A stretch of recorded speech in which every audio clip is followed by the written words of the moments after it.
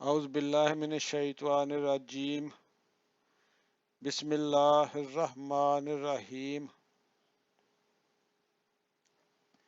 السلام علیکم ورحمۃ اللہ وبرکاتہ۔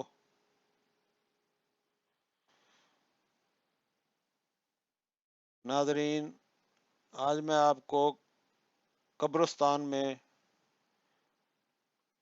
پڑھی جانے والی دعا کے بارے میں بتانے لگا ہوں۔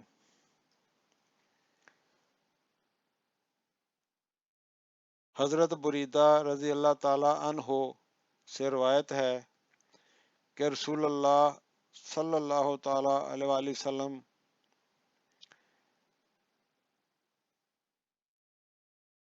اپنے صحابہ کو تعلیم دیتے تھے کہ جب وہ قبرستان جائیں تو یہ دعا پڑھیں: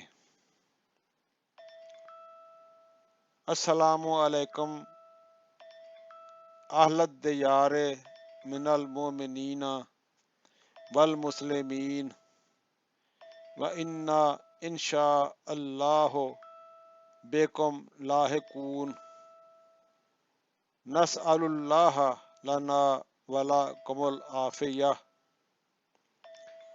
جس کا ترجمہ یہ ہے: اے مومن اور مسلمانوں کے گھر والوں، تم پر سلام ہو، ہم تم سے انشاءاللہ ملنے والے ہیں اور ہم اللہ سے اپنے لیے اور تمہارے لیے عافیت کا سوال کرتے ہیں۔